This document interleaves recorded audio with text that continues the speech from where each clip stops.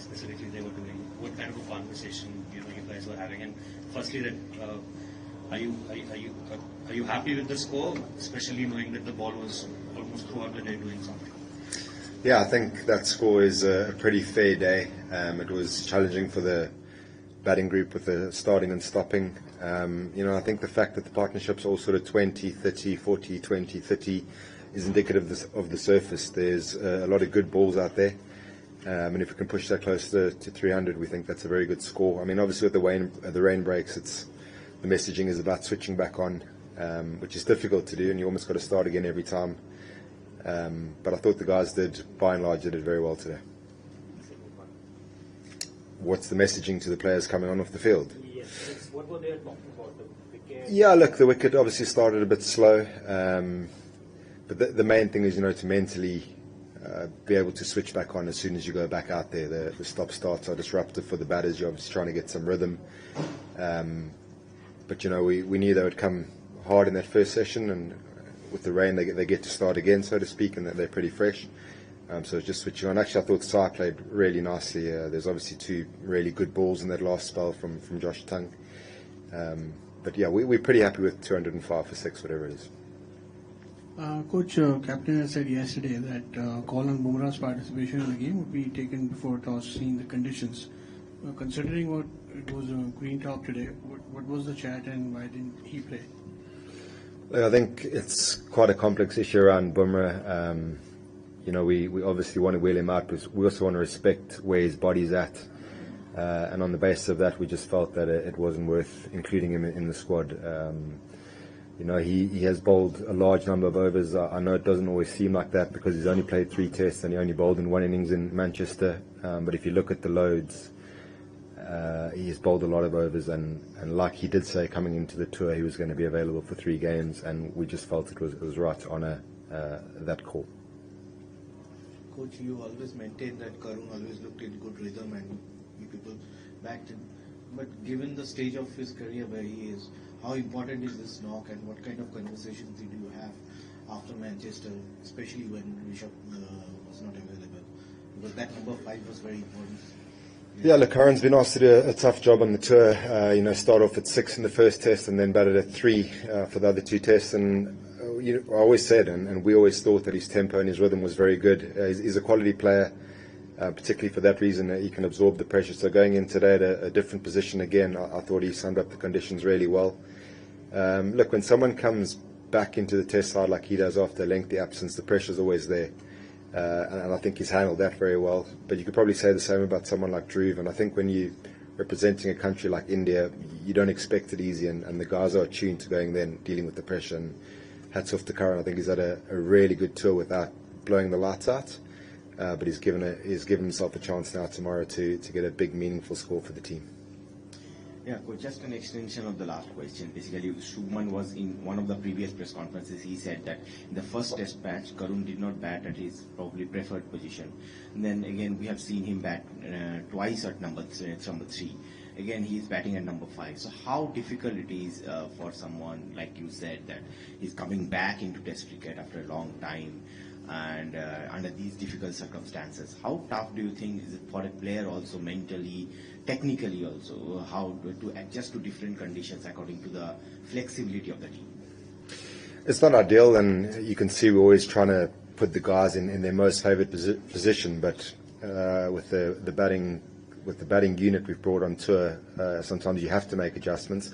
I'd say today probably suited him quite well given the conditions. Walking in when he did, it's not too dissimilar to what a 3 or 4, which is his preferred position, would walk into.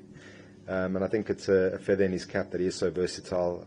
Personally, I thought 6 was a big ask. 6 is very different to 5, 4, 3. And given the way the wicket played and how early he got to the crease today, I think it actually suited him nicely. But he's never complained. The messaging's always the same. It's the team that comes first. What job can you do for the team? And he just cracks on with it. And like everyone else, he just wants to give his best and play as much Test cricket as he can. Ryan, how frustrating is it that your informed batter, who's also the captain of the team, gets himself in and then runs himself out in conditions such as these? I'm assuming not as frustrating as it is for him. He's in the touch of his life again today. He made batting look really easy for the 40 minutes or whatever he was out there. But these mistakes do happen. England actually bowled nicely in that little spell, and one of the things we did speak about in the breaks is how well we were accumulating, because it didn't look easy to hit boundaries there. And I thought all the batters today accumulated really well around the stumps. So I guess it's getting that balance right of trying to keep the pressure on the bowlers and the fielders and taking the runs where you can. But that's a misjudgment of a run, and I think given what he's done in the first 4 tests, we'll let him get away with that one. Ryan, just for the conditions, from the outside, it seems like this already could be a good score, but you will be better equipped to tell us, because you would know what to expect from this pitch tomorrow and day after. Is the movement expected to die down anytime soon, which might not make it look as good as it seems to me right now? And the other thing is, just as a batter facing somebody like Josh Tongue, who can kind of spray the ball around and then come with balls that are bordering on the unplayable. He's bowled 4 or 5 such balls in the series. How's that to face? Yeah, look, I think when you set out for a tour of England, you expect conditions closer to this than what we've seen in the first 4 tests. How do I think conditions will play out over the next 4 days? I think it's got a lot to do with the overhead conditions. If it stays cloudy, I think the ball will continue to do what it's done. I think the bowlers' landings were quite tricky today as well. I thought all the England bowlers struggled with that, and that's maybe why you saw some inconsistency. But actually makes it very challenging when someone bowls like Josh did today. He's a very good bowler when you don't know what's coming down as a batter, and he's bowled a couple of absolute jaffers in there and got 2 big wickets. It does make it tough. But for us, hopefully it stays the same. I think if you get the ball in the right area, and like I said about the partnerships, you never feel like you're in there. There's always a good ball around the corner. And I don't think it's going to go absolutely flat. I don't think there's going to be a massive change in conditions. But hopefully it stays as close as what it was today. Ryan, you were just talking about the complex case of Bumrah. Now, when your lead pacer makes himself available only for 3 test matches in a series, and now with the conditions pretty much the best for a bowler. So for a think tank, how hard is it to you have your best bowler who can only play 3 matches, and then how you go about managing all the difficulty for the team management? Yeah, every time I've answered this question, I've spoken about putting the pieces of the puzzles together, and guys were baffled when we didn't play him in the third test, sorry. And our thinking, was that the Oval, yes, it's got bounce, but it's normally a fairly good wicket for batting on, and we thought we'd roll the dice in Manchester, where obviously if we'd won the toss, we would have bowled. In hindsight, you would have loved to have him here. But you would also have said if we come here 3-1 down that we didn't use him there. So it's trying to not guess, but trying to look into the future and then try to see how we can manage him. And maybe England have got it spot on, leaving the best bowling wicket for the last test after he's played 3. Ryan, just an extension of that, managing Bumrah is different, but how do you manage the bowlers around him? Now, Prasidh Krishna misses a game, he comes back into the 11. Arshdeep and Kuldeep on the bench for 5 tests. Abhimanyu Ishwaran remains on the bench for 10 tests.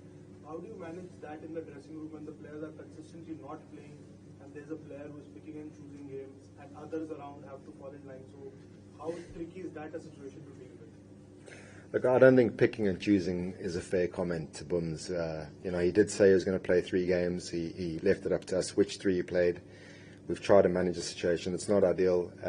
I guess giving those guys attention, the guys who aren't playing, particularly when you're carrying 18, is important. Make them know that you're making all the decisions in good faith in the best interest of the team. And just on that, all the guys who haven't played, they've been fantastic. They've trained the house down. They're disappointed when they get left out. They don't let it show when they're around the group, and that's very important to creating a good culture for the guys who are playing to perform in. Thank you. Thank you. Thank you, guys.